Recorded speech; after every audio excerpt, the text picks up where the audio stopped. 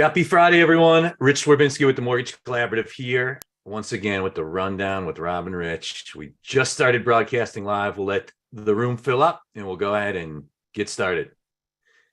Super Bowl, fellas. What a game. We'll start there while people Rich, did you watch the Super Bowl by chance? I caught a little bit of it. Yeah. So, but I know you skip ahead to the ads. You record it just to watch the were ads. good this year. Honestly, I thought the ads have been horrible the last few years. I thought this year they were great. Some old school, the Caddyshack homage. I love the ad. That was great. Yeah. So, Alex, did you have a rooting interest in the game? I don't know about yes, my rooting interest was an amazing game. That's all I wanted to see, and it did not disappoint. My only mistake was I told everybody for a week straight, man, this game, they could score over 70 points in this game easily. My only mistake is not putting money on that. not putting money on saying, hey, they're going to score that many points, and then they did. They ran away with it. So third highest scoring Super Bowl ever. One of the closest. I've seen a couple really smart people make the case. Greatest Super Bowl ever. I think it's hard to make the argument it's not in one of the top 5 greatest games when you add it all up. Mahomes, one incompletion in the second half on a ball he threw away. They score on all 4 drives. Pretty much plays a perfect half of football on one leg. Incredible. On one leg. That's the best part. On one leg. Yeah, just like Rob when he plays basketball. Yeah, exactly. And still my beats bad everyone. ankle. Yeah. Well, happy Friday, everyone. Rich Swerbinsky with the Mortgage Collaborative here. Once again with the rundown with Rob and Rich, where we take you into the weekend by running through the week that was in the mortgage industry. And as always, pleased to be joined my esteemed colleague and co-host, Rob Krisman. Rob, great to see you. Are you on the home front today with or is that a bookshelf in the background, fake background to make you look more astute? It's a virtual bookshelf. Okay. I like it. I'm actually in a phone booth in the Midwest. Adds like 11, 12 points to the IQ, that bookshelf in the background. So, and this week, really pleased to be joined by a special co-host, longtime friend of the network. Most people know him as like the chief everything of one of the most popular companies ever in our network, Sales Boomerang. About a year ago, 2 great companies, Sales Boomerang and Mortgage Coach, kind of came together under the same umbrella. And then just earlier this week, Alex, I'll let you break the news. I know a lot of people have heard it already, but just some super exciting news you guys announced earlier. Yeah, you want me to break the news the same way I broke it live on Valentine's Day? Let's do it. Let's just share the news for everyone.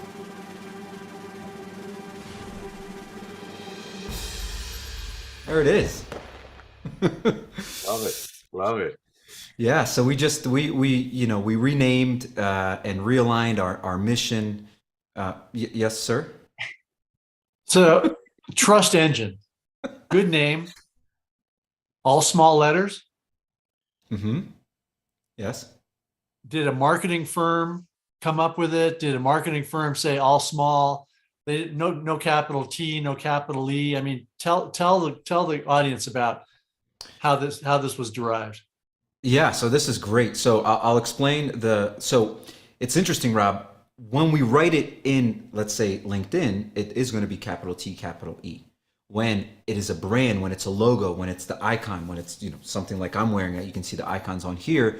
It's going to be design friendly. And in the new age of where we are going as an entire world and how people look at brands, you'll find that you're going to see a lot of lowercase letters now, because it's a little bit, depending on what you want your brand to represent, it's a little bit friendlier, it's a little bit more inviting. It's not so like, concrete big letters everywhere. It's like, oh, this might be intimidating. We want it to be inviting. The colors are all about inviting, all about, hey, we want you to know that you can trust us, just like your borrowers are going to be able to trust you.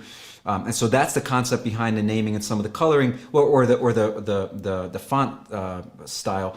But the name itself came from literally us imagining the experience 100 years ago, where a family could walk into a bank and ask for a loan, and the banker says, I grew up with your father. I believe in your name. I believe in who you are, and I trust that when we give you this loan, you'll pay it back. Reached out their hand, shook their hand, and they got the money. As a matter of fact, I'm watching a show on History Channel called The Food That Built America. And the very first episode is John Kellogg and William Kellogg. And John was the doctor that invented, all the different food that helped people's stomachs, right? And his brother William was like, stop keeping it for our patients, give it to the world. And his brother's like, no, it's only for our patients. Well, William went and bought him out. And where did he get the money from? Friends, family, but the biggest check came from a bank. And in that show, they said the banker pretty much said, we trust the Kellogg name. Here's the money, right? And that's how it went. And so we call it a trust engine with the North Star as the icon, which is the most reliable symbol in human history. We look up, we see the North Star, and we know we're heading in the right direction. And so very purposeful with the name, the colors, the fonts, everything. Love it. Wow. That's awesome. The lowercase, I live with 4 teenagers, God help me.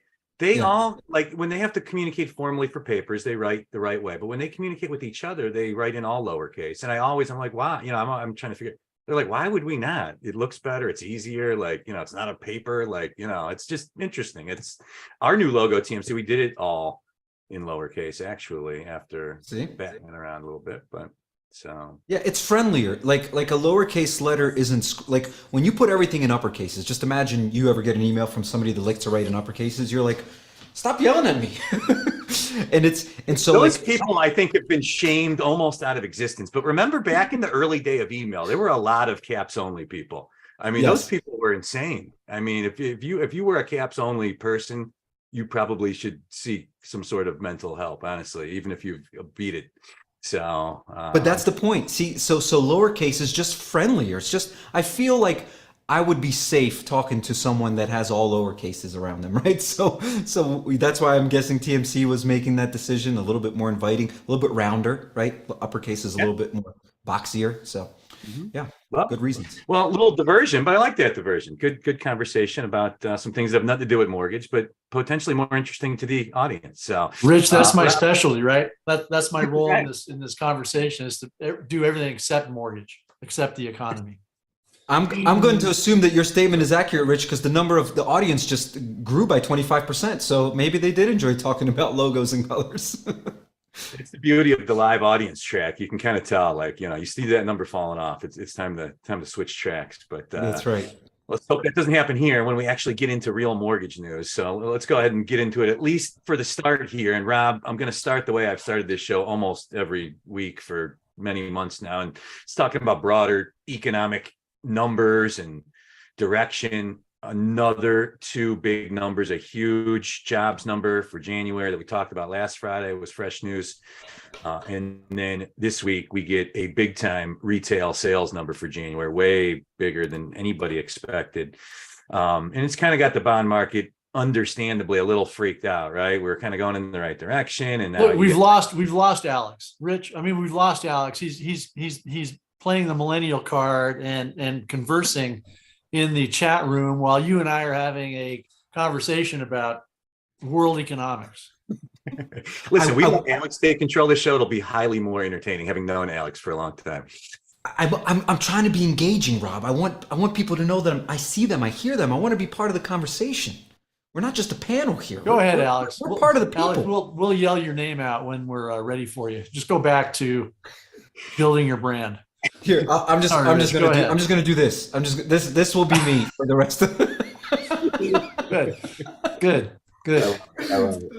So Rob, we've talked that we beat this up a little bit, but I mean, why do you think people are spending money so far beyond what a lot of people whose job it is to predict these things think? Is it underestimating the side hustle?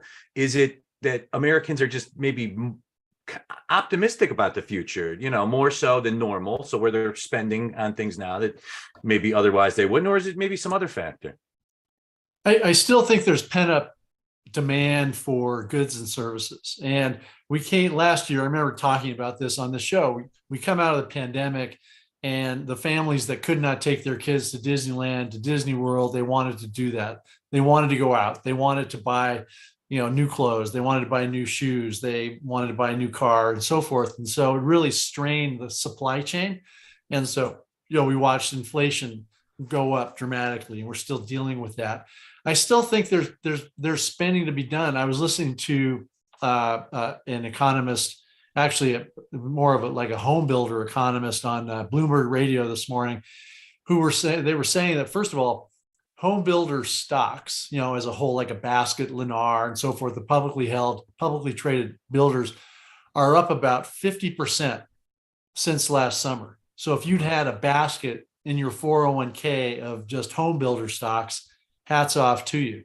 Yeah, that's The great. home builder stocks have skyrocketed, and you have what's out there, not necessarily not a lot of new homes being built, but a lot of remodeling. Certainly builder confidence is up dramatically, but people have pent up needs. And we saw a fair amount of that during the pandemic. Gee, if I'm going to work from home, I want to build an office. We need another bedroom. We need another story, whatever it is.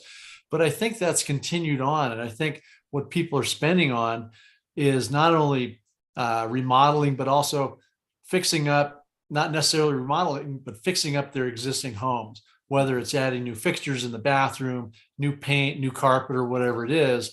And on top of that, you have this builder optimism that despite the building numbers and starter home numbers being down, builders are pretty optimistic as we get into late winter here into the early spring, that things are going okay. But in other parts of the economy, I think people still need certain things. I will, however, always take the contrarian point of view. How many iPhones do you need? You hopefully buy one iPhone and you're done for 10 or 15 years. A lot of people would disagree with that, but there continues to be kind of spending. 10 or 15 months. Exactly. What happens to all these? I've still got my flip phone around here somewhere, but nonetheless, there is spending going on. The inflation numbers that we saw this week, the consumer price index, the producer price index, very strong.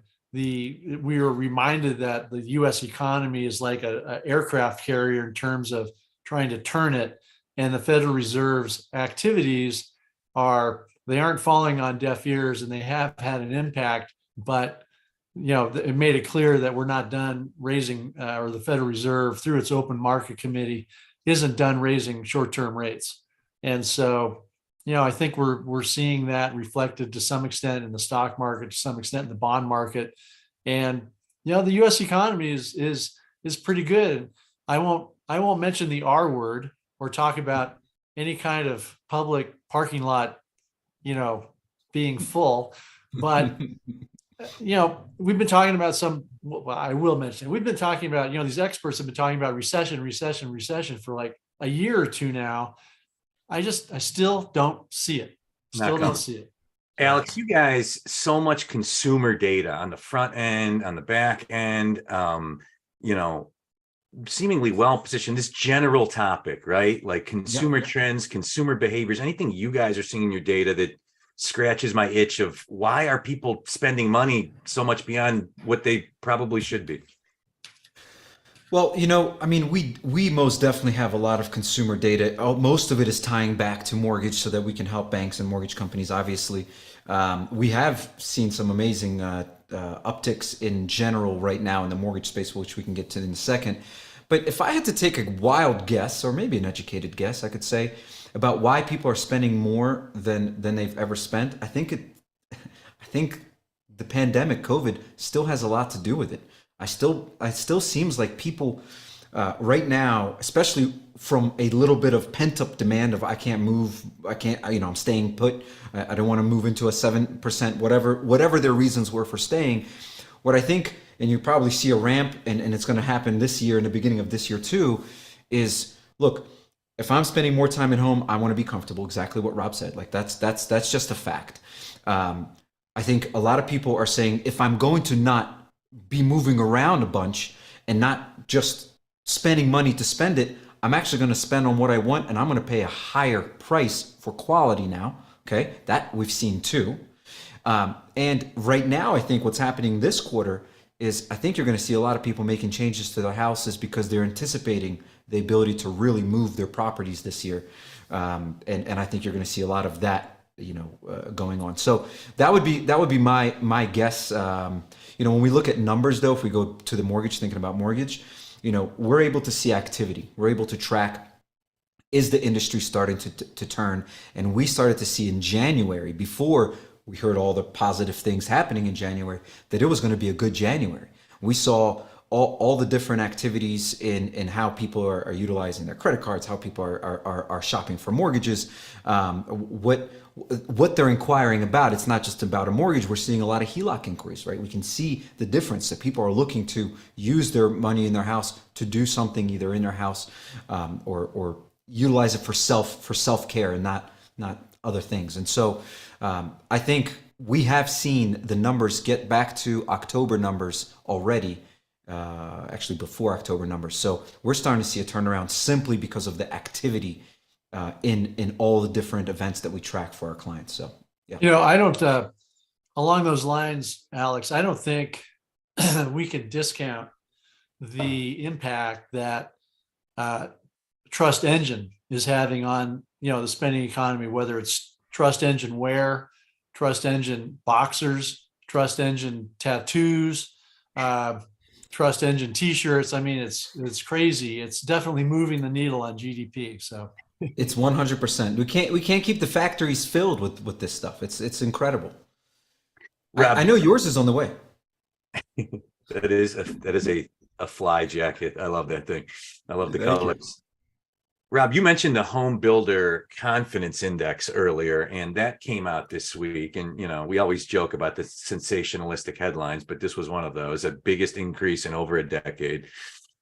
There's a podcast. I'm a huge podcast nerd. There's a really good one. It's called Plain English. I think it's on the Ringer Network. It's a guy that kind of analyzes society and trends. And one of his most recent podcasts is about the U.S. housing market. And his theory, and this guy's got a pretty good track record, that everybody is wrong and that we are going to see huge, if rates is with the caveat, if rates can stay in the 5s to 6s, kind of where we are now to maybe 1% lower, that you could see a huge amount of home purchase activity in the spring.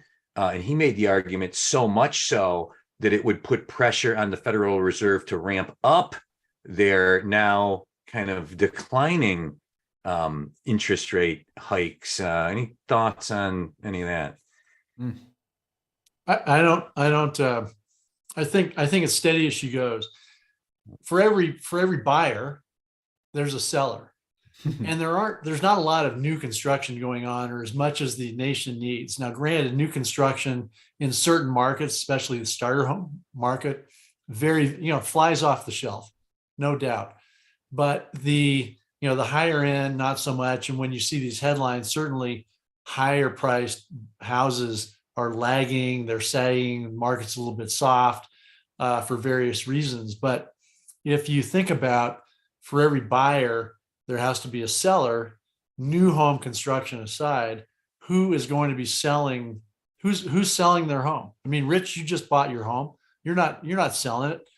I have a house. I think the base of his argument, to be fair, was that he was making the argument that because of like an underlying demand to buy houses in America, that you were going to start, and inventory is still challenged currently, that you were going to start to see prices come back up in the spring, prompting a lot of sellers to come off the sidelines. So my example, I bought a house a little under 2 years ago. It's gone up probably 20% in value. If it went up another 10, I would consider don't doing what then? But doing what? Huh? Doing what? I mean, Rich, you can always stay with me, Rich. But after 6 months, 8 months, I'd probably want you to get your own place, right? so you have to figure. You have with to the wonder. Nolan Ryan rookie cards, and just give me a couple days down there, and I'll find something else. Hey, Alex, I don't know if I think you watch our show regularly, but last week, Rich, like nothing up his sleeve, Rich Zerbinski pulls out like a what was it, Mickey Mantle and somebody else. Rich, are they right there under your screen? I got this is my latest pickup. This is a Lee Smith rookie card, the great relief pitcher for the Cubs. So it's only about a $20 or $30 card, but it's a cool card of a player I really liked as a kid, and one of the greatest relief pitchers of all time. So sometime I'll tell that's you your my retirement plan, baseball cards. Yeah, I wouldn't go that far, but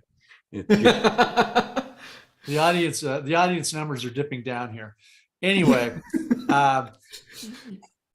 I keep coming back to the story that I tell people when I'd go visit my parents many years ago, and they had bought a house in 1967 and a 3-bedroom, 2.5-bath place in a little town called Saratoga near San Jose, south of San Francisco. And the values were going up, and I'd say, Mom, look at this, this house over here sold for like 150,000. And she'd say, well, where are we going to live, Robert? When I got scolded, it was Robert. Where are we going to live, Robert? I said, I don't know, Mom. Well, we have to live somewhere. So she did it. To her, once again, it was a home. It was not a house. It was a home. It wasn't a statistic. And so she always took the opinion that I've got to live somewhere, and it's nice what values do, but we need to live somewhere. So that's great. If you talk about the podcast, Rich, that you were listening to, in terms of, well, I think there's going to be a lot of buying and selling and so forth, but where are the sellers going to go? Are they all going to go to Great question. I just don't know where they're going to go. I mean, some of them obviously are going into assisted care facilities, if they're in their 80s or 90s, but baby boomers think they're going to live forever and they don't want to give up their homes. And there is some natural turnover, people downsizing and so forth. But I think the housing market kind of steady as she goes going, throughout the year. Yes, just my 2 worthless cents. Your track record's been great, so that's why I ask. So, Alex, your thoughts? Yeah, what I'm hearing you say, Rob, is that, like, hey, you may want to sell your home, but where are you going to go?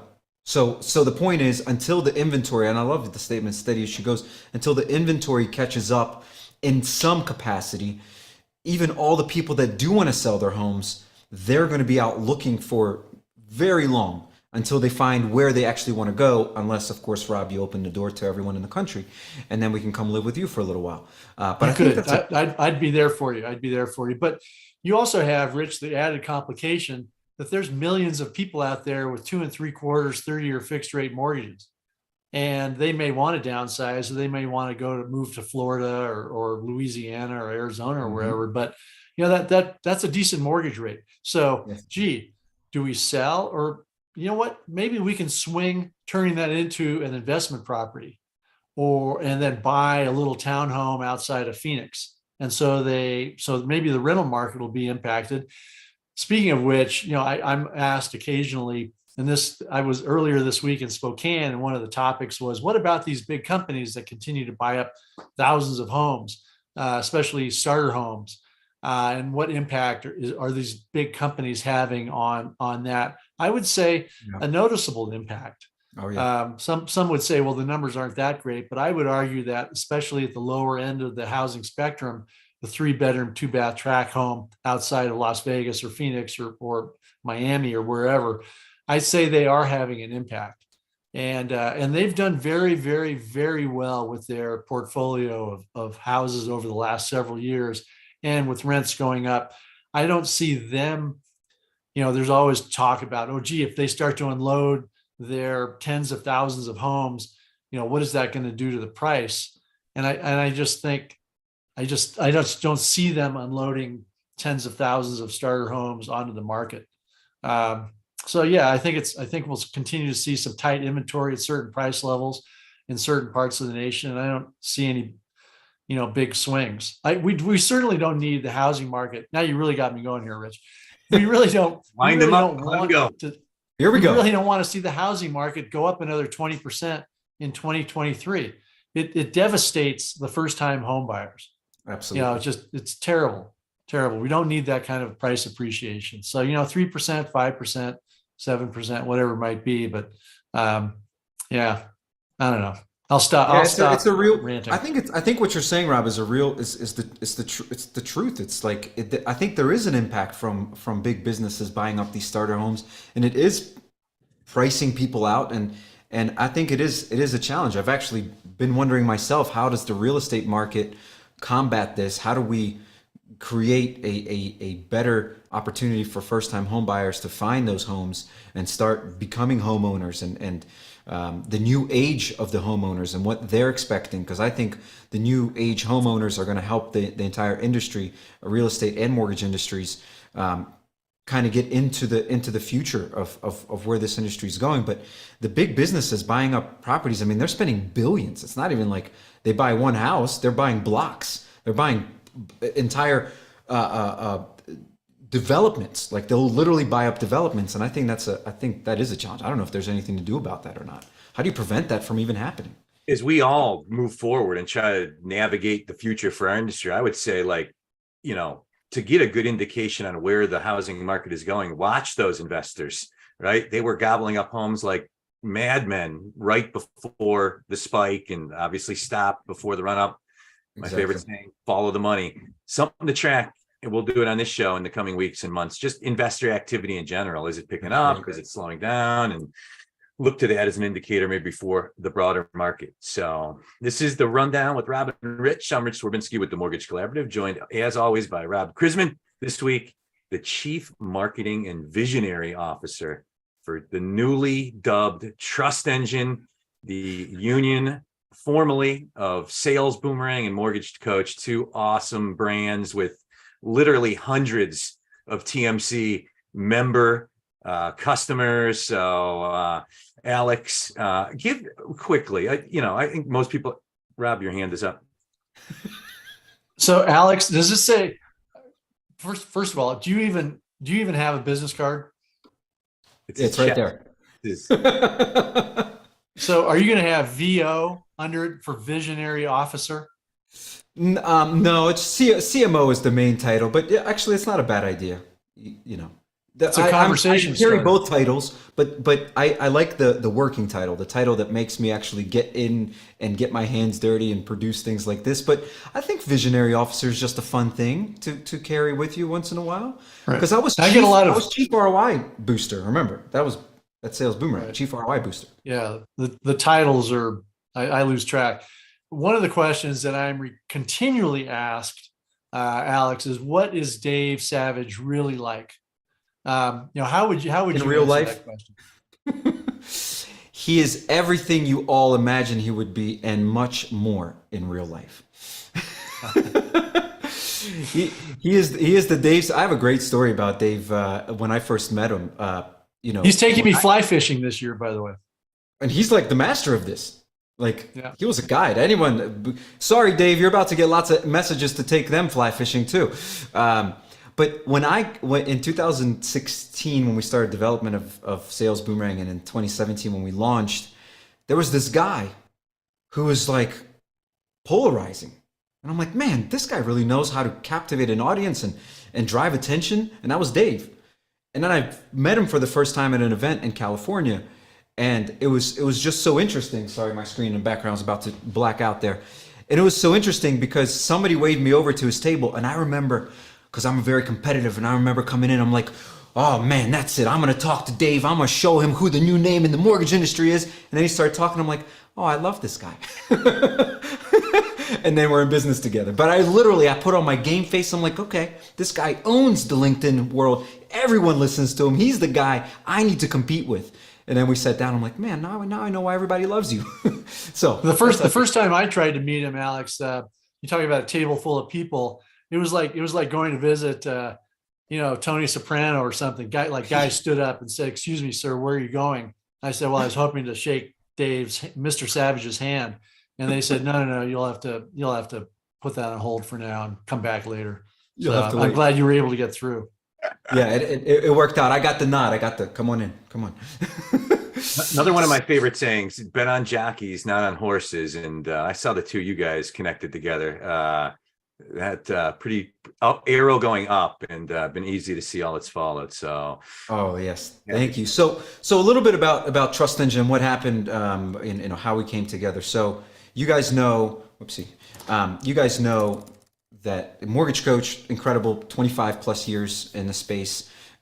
We came in a little bit of a younger group, and our entire mission has always been no borrower left behind. Like that's been the mission. And one of the greatest things that happened in this merger is Dave goes, we're adopting that. That is our mission. Like we need that to be this is a combined mission. This isn't one company's mission. It's our mutual mission now. And when we started thinking about, you got two jockeys who dream big, right? And when we put our two heads together and we're like, okay, how are we going to really create this vision and bring it to life? One of the things we realized is that this industry has constantly been growing from within. Okay, it's like how do we make this thing that we've been doing better than we did it yesterday?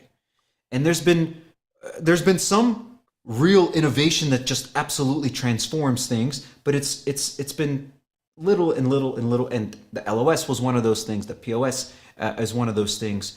And so when we started to think about, hey, there's a missing link, which is trust in the industry, and if we can elevate that, I think we could have a consumer base. This is important, a consumer base that trusts us. The reason everyone gets all this shopping done is because somebody says something and they're like, I don't believe you, I'm gonna go check. Okay. And yes, it's a big asset. It's very expensive. So you should make sure you're making the right decision, but you don't trust what you're hearing. So you go and shop and check and double check and take your time and stretch things out and then come back and say, I want to do this. Oh, it's at 7% again. Why didn't I make a decision a month ago? Right? Should have trusted me then. So what we did, and I think the beauty of this, and anyone that was out on the call for the launch, is we brought in two of the most brilliant ad tech and marketing tech executives from that space who had clients like Coca-Cola, Uber, Netflix, and all of these companies came to Rich and Rich. Actually, Rich, they got your name. They carry your name. So Rich Labarca and Rich Harris is our CEO. They would get calls from Coca-Cola and Zendesk and be like, hey, we have clients, we have data. We don't know how to make our clients do what we want with our messaging. Can you help us? And that is exactly what we want to do in this space, is we want to be able to take the entire customer base of a lender and just teach them about their own advantages. What advantages do I have as a lender? Because each of us have unique advantages. Each lender has a unique advantage, but it's been covered up by rates. It's been covered up by the same products that are being sold, but that's not true. Everyone does have an advantage. And I like to say it like this, what's your Shaq advantage, right? When you have Shaquille O'Neal on your team, you're just going to win, right? So what is your Shaq advantage? Like, what is inside your organization that if you can optimize that, you win? And so with Trust Engine, we're taking all the power of Sales Boomerang, all the discovery inside your database and all the opportunities and all the presentation value and educational value from Mortgage Coach. We're combining it to create a brand new platform that is not just using presentations, but actually is using creative teasers. This is one of the brilliant things coming out of Rich and Rich that worked in all those other industries. Those other industries realized that we need to give people nibbles, snacks. We can't feed them all the information at once and or ask them to make a decision. So those other industries created bite-sized, snackable content that gets somebody to go, that tastes good. Can I have more?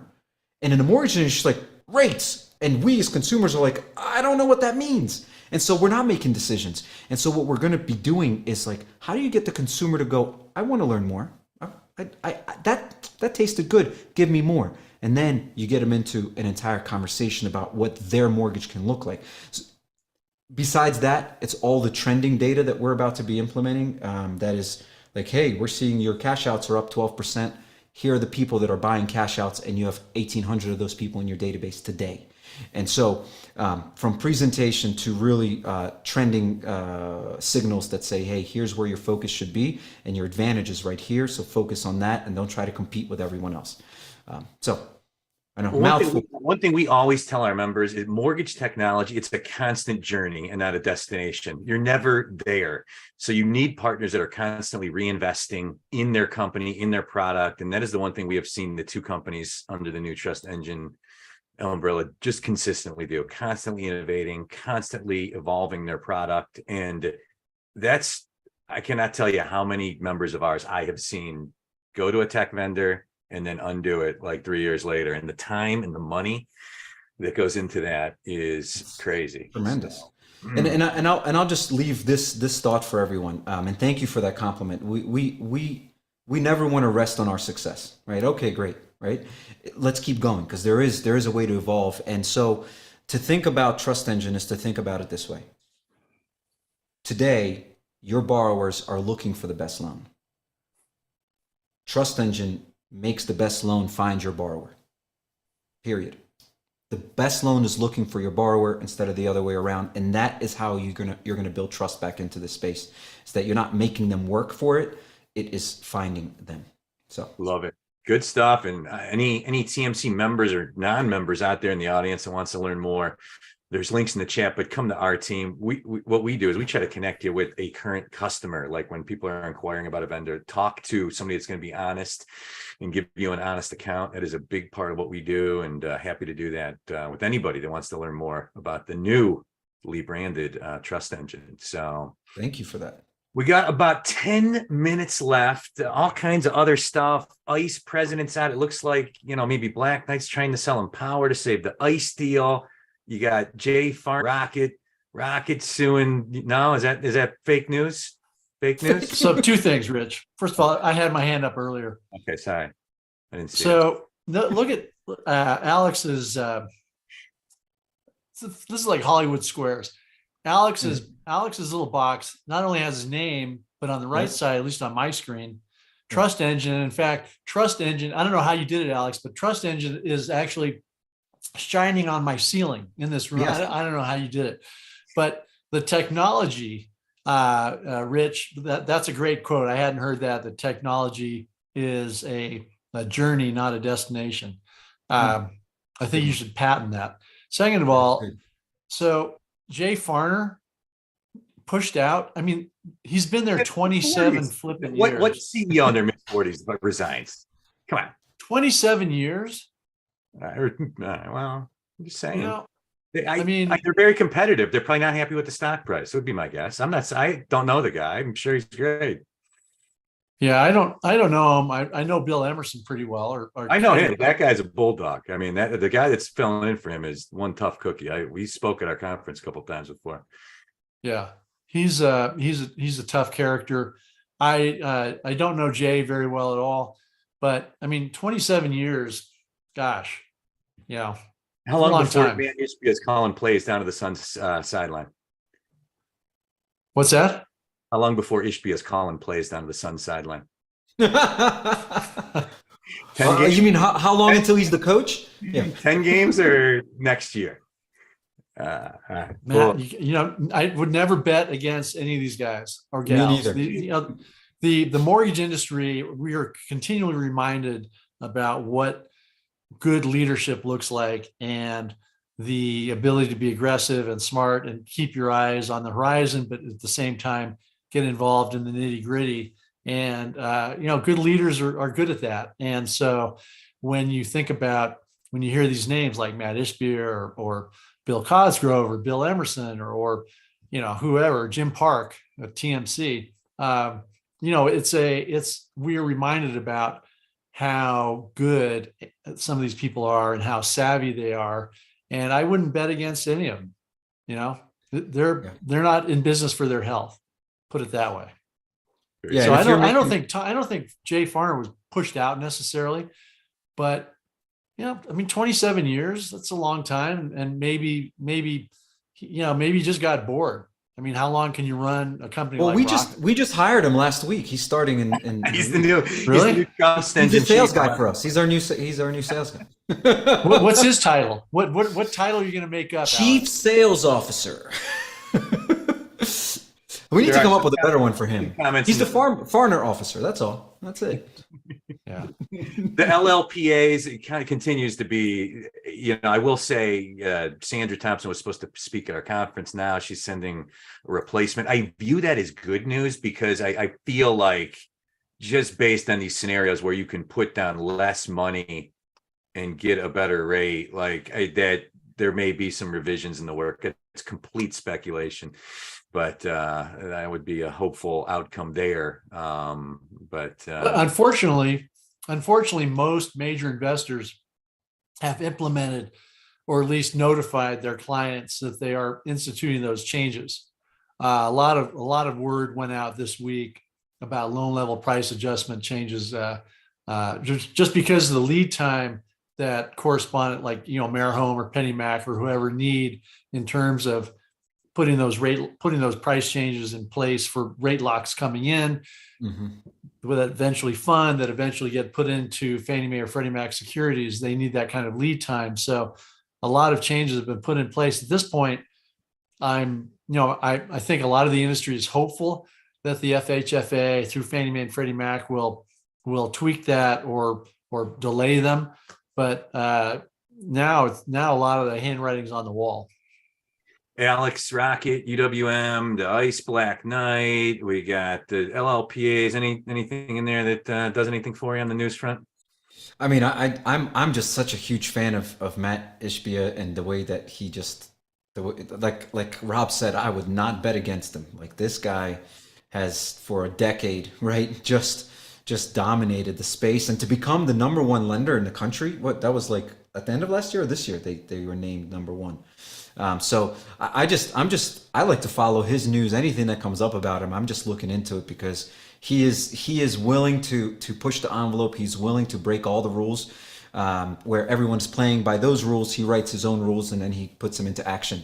And so that gives him an unfair advantage, and I'm a fan of that. So I like all of that. I also am hearing, I don't know if you guys are hearing a ton about people using the chat, systems now. Yeah, I caught Rob off guard with it last Friday. Then he was. Oh my gosh! Oh my gosh! Yeah, he was emailing me, and it caught his.